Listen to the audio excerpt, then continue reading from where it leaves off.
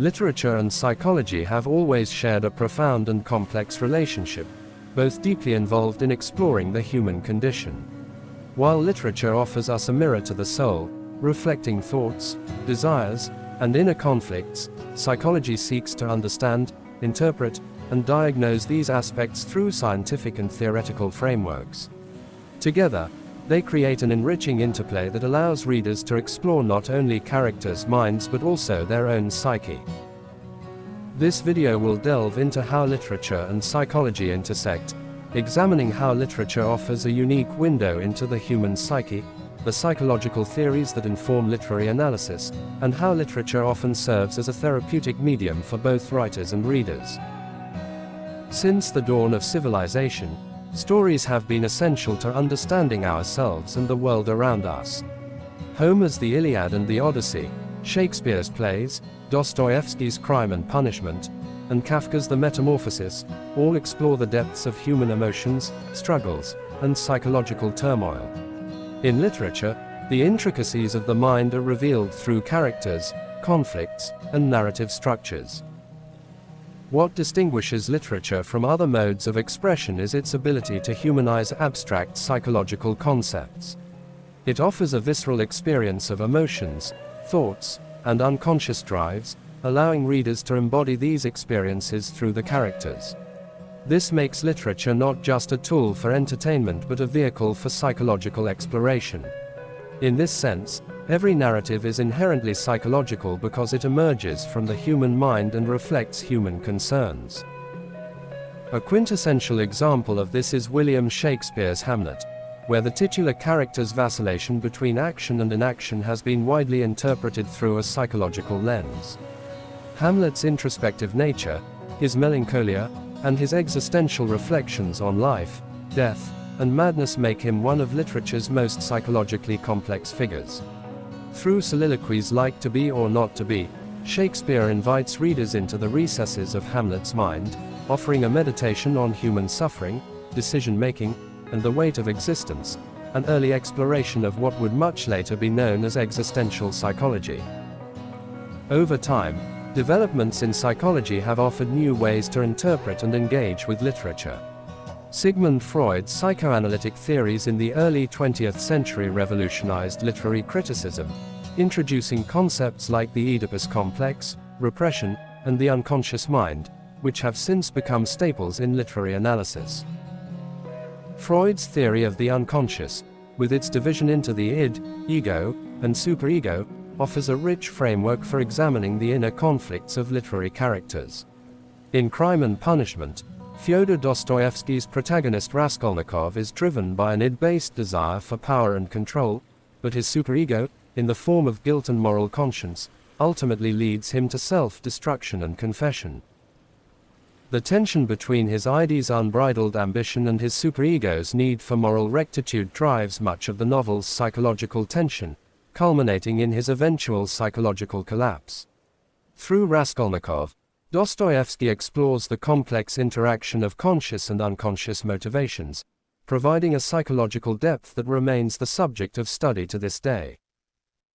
Carl Jung, a contemporary of Freud, further deepened the relationship between literature and psychology through his theories of archetypes and the collective unconscious. Jung believed that human beings share a set of archetypal images, universal symbols that recur in myths, dreams, and literature across cultures. These archetypes, such as the hero, the shadow, and the wise old man, are embedded in the collective unconscious and reflect universal patterns of human experience. Jungian psychology has been applied to literary analysis to uncover these deeper symbolic structures in texts, which resonate with readers on a subconscious level. In Herman Melville's Moby Dick, for example, Captain Ahab can be seen as a manifestation of the shadow archetype, the repressed, darker side of human nature that seeks dominance and destruction. His obsessive pursuit of the white whale becomes a symbol of humanity's battle with its own inner darkness and the limits of understanding the universe. Through Ahab, Melville taps into archetypal conflicts that lie deep within the human psyche, allowing readers to connect with universal themes of obsession, madness, and the quest for meaning. Literature not only serves as a space for exploring psychological theories but also acts as a therapeutic medium. Both writing and reading literature have been recognized for the therapeutic potential, with forms of therapy like bibliotherapy and expressive writing rooted in the belief that storytelling and narrative engagement can heal psychological wounds.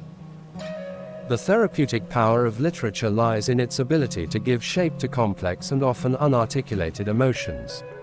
Readers often find solace in characters who share similar struggles, recognizing themselves in fictional dilemmas and gaining insight into their own minds through narrative resolution. For instance, readers experiencing grief might find comfort in works like Joan Didion's The Year of Magical Thinking, which explores the rawness of mourning, providing a sense of shared experience and validation. At the same time, the act of writing can be cathartic for authors. Many writers have used their literary works to process personal trauma, mental health struggles, and existential fears.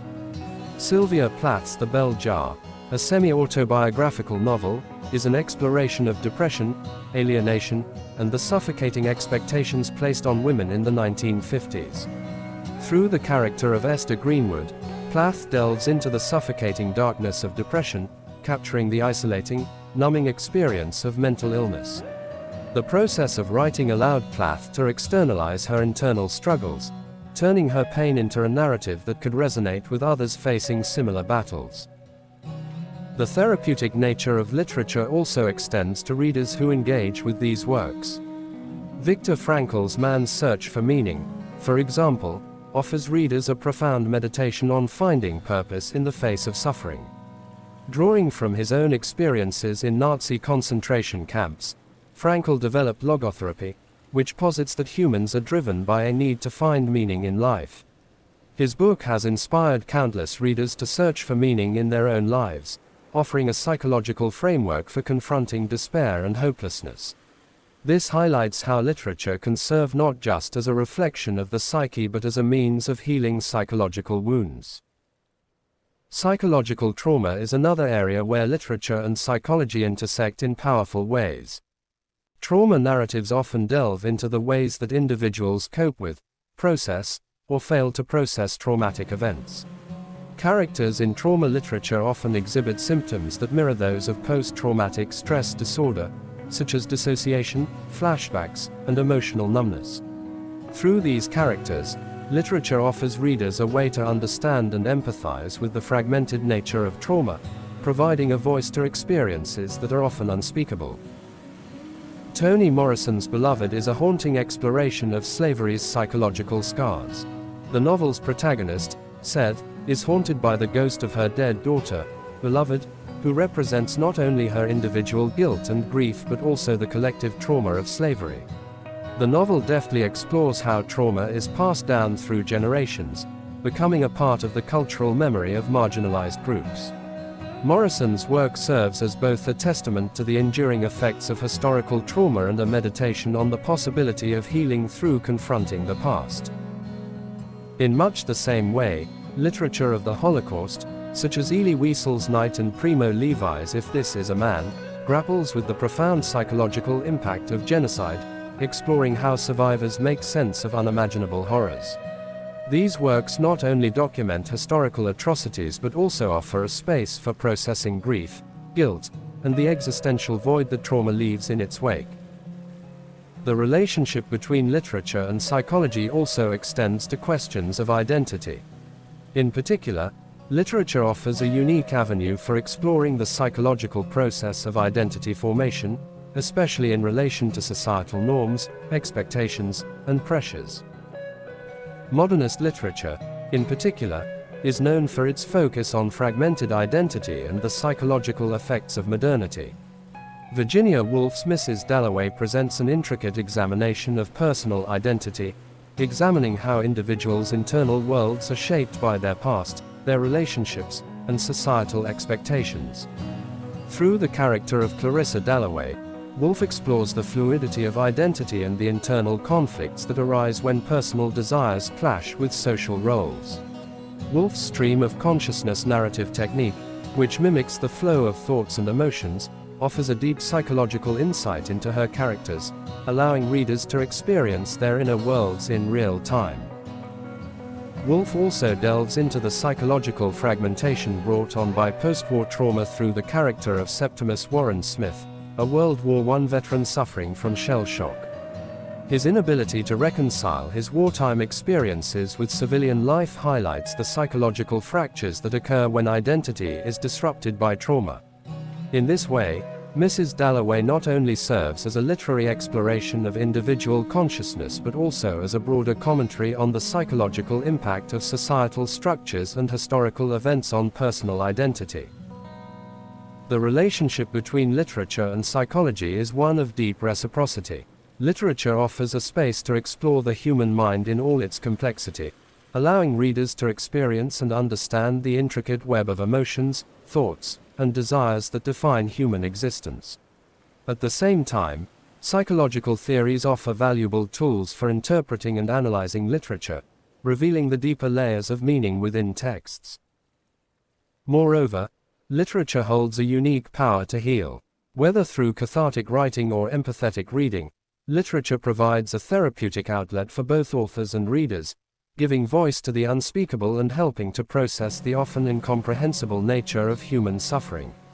In its portrayal of trauma, identity, and the subconscious, literature stands as a testament to the enduring complexity of the human mind.